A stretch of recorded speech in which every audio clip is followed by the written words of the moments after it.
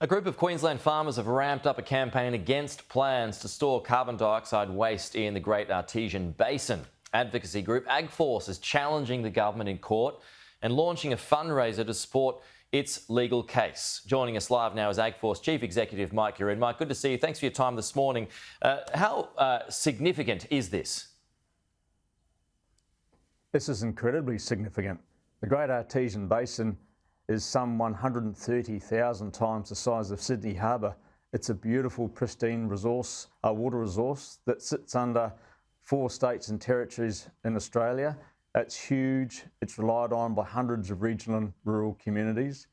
And we're most of the way through a multi-year approvals process, which beggars belief, which would give a mining giant a chance to take waste from a coal-fired power station and pump it into that Great Artesian Basin, putting those communities' very livelihoods at risk. How much waste, Mike?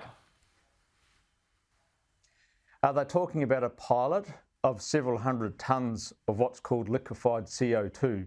So the exhaust that comes out of their coal-fired power station at Guerin, they would pressurise and liquefy and then pump into the Great Artesian Basin. Once it gets into that water, it expands again, but several hundred tonnes in the pilot. And what's really important to recognise is this so-called pilot is not reversible. So if that industrial waste, that emissions from that power station is proven to do what some modelling says it will do, for example, releasing arsenic into the waterways of the Great Artesian Basin, it's not reversible. And the very lifeblood of many communities in inland Australia is put at risk. Yeah, okay. So what happens now? And the Queensland Premier, Stephen Miles, I suppose the ball's in his court now. A little bit it is, but it's important to remember that this is a multi-year approvals process at which we're at the back end. There is an ability for the Federal Environment Minister to revoke the federal decision under what's called the EPBC Act.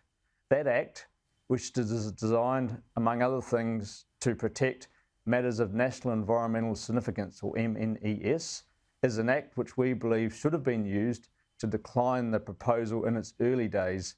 Indeed, on the 9th of February 2022, that decision was made.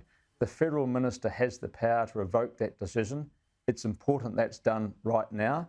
And as you point out, the proposal is also under state consideration under what's called an environmental impact statement.